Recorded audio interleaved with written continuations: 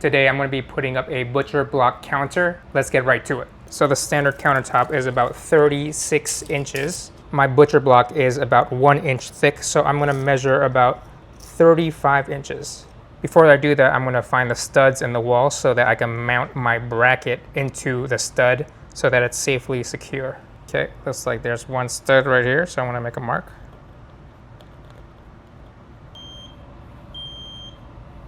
Second stud's over here.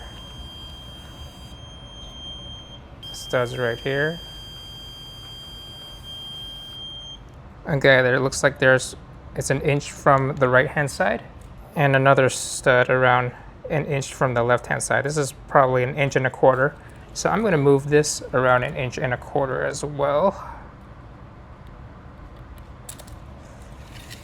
And then measure 35 up.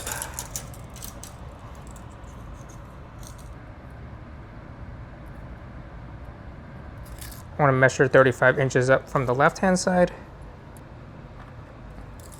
And about 1.25 inches, which is right here. These are the brackets that I got. Pretty sturdy. This bracket is about 9 inches this way and spans 16 inches. The butcher block countertop is going to be 18 inches, so it's going to extend about this much. These brackets are very heavy and very sturdy, and I'm pretty sure it's going to do a good job holding up the countertop. I'm going to draw out a line so I know that this is level. I have a smaller level. Just want to make sure that these brackets are plumb when I mount them.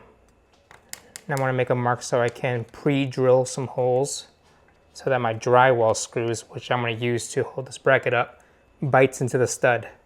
I'm going to do the same thing for the other side. Mark my holes. Get the proper drill bit. All right, let's pre-drill some holes.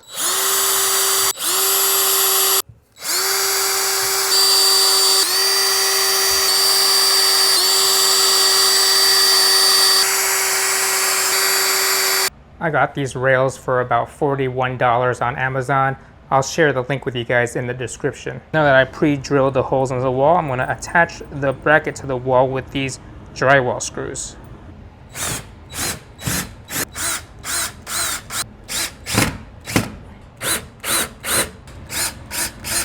Okay, now that my guide screws are in, I'm just going to check to see if this is plumb still.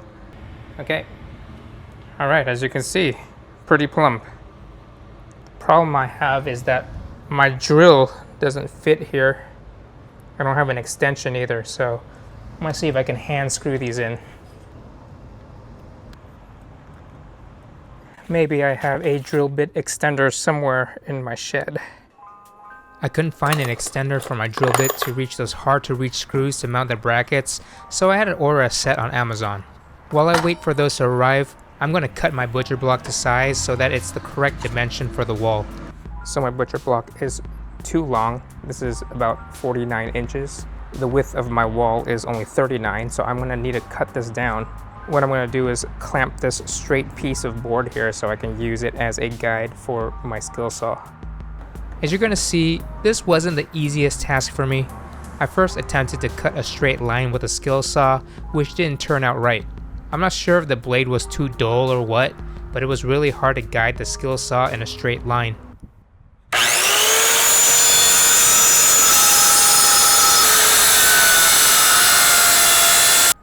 Look how jagged that line is. That is totally not going to work for the kitchen.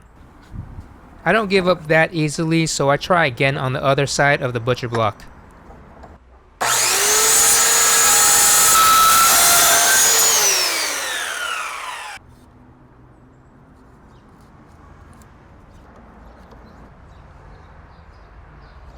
That doesn't work either, and I even try a handsaw, which was a pathetic attempt.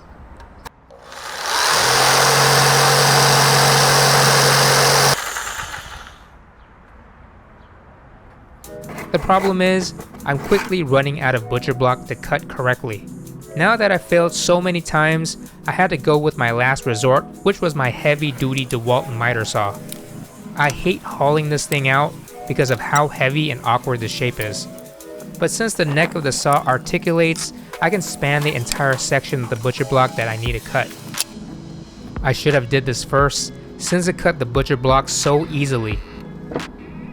I know it's cliche, but it's like cutting through butter with a hot butter knife.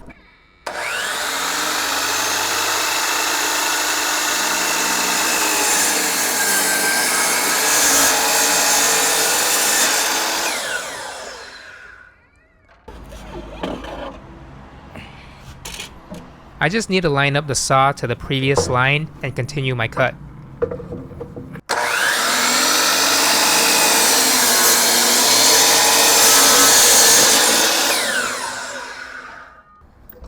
I'm so glad everything worked out because I was sweating it a little, thinking I wasn't going to be able to cut a straight line to shorten the butcher block.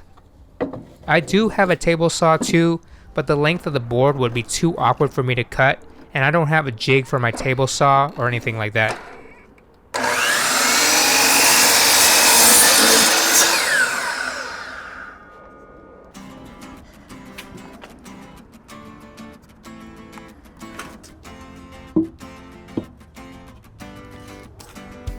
So, you see here, it was hard for me to screw this in because my drill can't get in there. So I bought this extension so I can put my drill bit in there.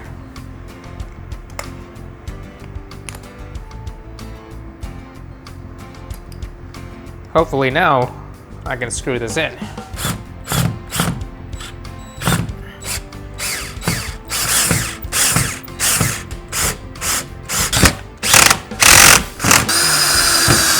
Alright, that's pretty sturdy. Gotta finish these two holes right here. So now I'm gonna test the butcher block that I just cut.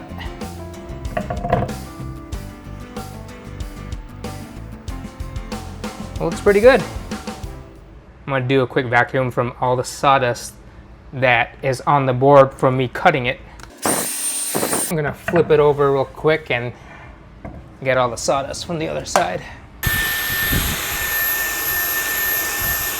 Okay, so what I'm gonna do now is mark some holes to pre-drill some holes so I can attach the board to the bracket. I'm gonna use a slightly shorter extension rod. These are the screws I'm gonna be using to attach the board to the bracket. The board is about 1 inch. These are less than an inch, so they will work quite well. I'm gonna try to screw it in without pre-drilling any holes.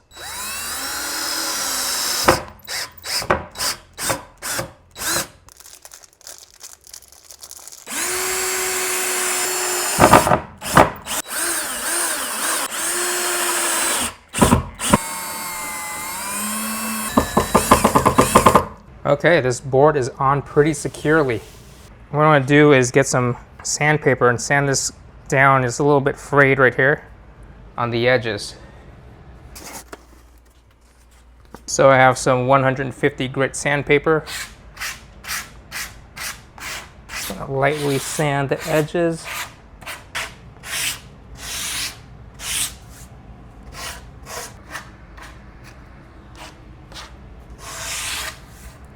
This is where I messed up incredibly. The 150 grit sandpaper was okay for sanding the rough edges, but I should have not used it to sand the top like I was doing right here. 150 grit is way too rough and scratched the surface of the butcher block with some deep scratches. What I should have done is switch to a 400 grit or higher sandpaper to just smooth things out on the surface. What I'm going to do is get a damp towel, clean off all that sawdust, and also this will help raise the grain so it will take my stain a little better, or my stain and my oiling. And here's where I made my second mistake. You should never use water when cleaning the sawdust because yes, it does raise the grain of the wood, but that is not what you want if you want a smooth surface. Plus, the butcher block absorbs the water, and that means that there's less space for it to absorb the oil and stain.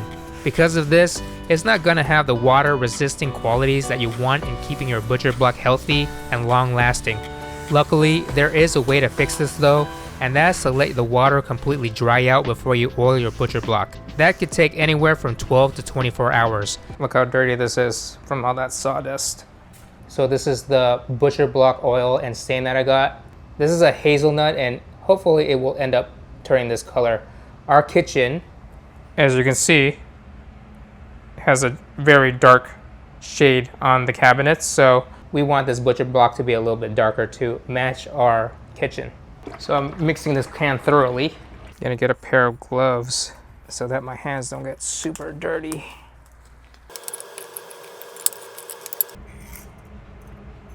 Okay, it literally says I can just apply the stain with a paper towel. Actually, I should mask the wall right there so stain doesn't get on the wall. So I'm gonna go get some masking tape and a new pair of gloves.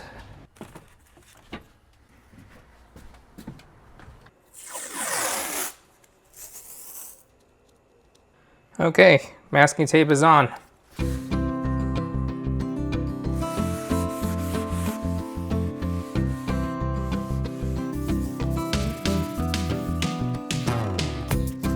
Actually need more masking tape on this side.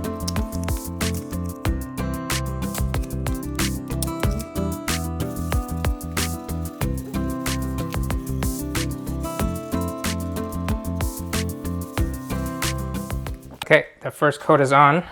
Instructions say to wipe off any excess, so I'm gonna get another paper towel that's dry and do that. Just wipe off any excess. All right, that's a great first coat. It says to leave it for at least 7 hours so that it can cure, and then you can apply the next coat. So I'm gonna wait till tomorrow, apply the next coat tomorrow. There are some swirl marks here that I don't like, so I might re-sand this actually.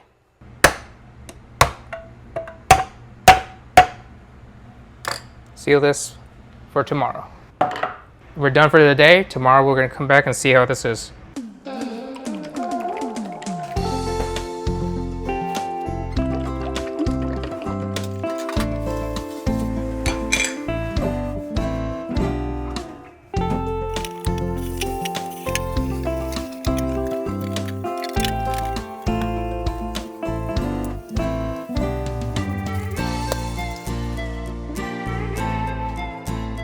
Okay, after my second coat of oil, I have 400 grit sandpaper, as you can see right there.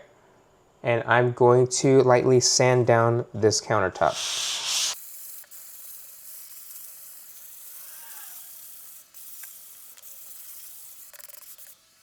With a damp paper towel, I'm going to clean up the sawdust or the dust from sanding it down.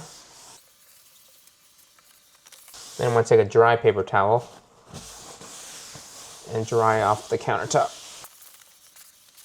I'm going to use a brush to apply my last coat, but then I'm going to use a paper towel to even everything out.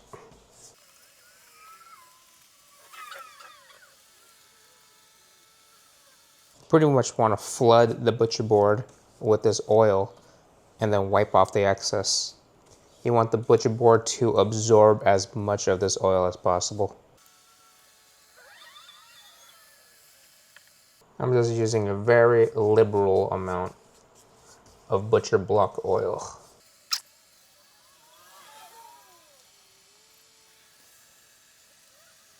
Okay, now that that's on, I'm going to use a paper towel to dry off the excess.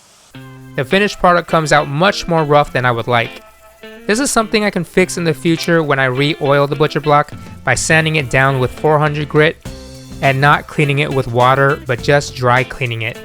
Okay, we're done with our third coat. We'll come back and check up on this a little bit later. And this is the finished product. The butcher block turned out well despite me making so many mistakes.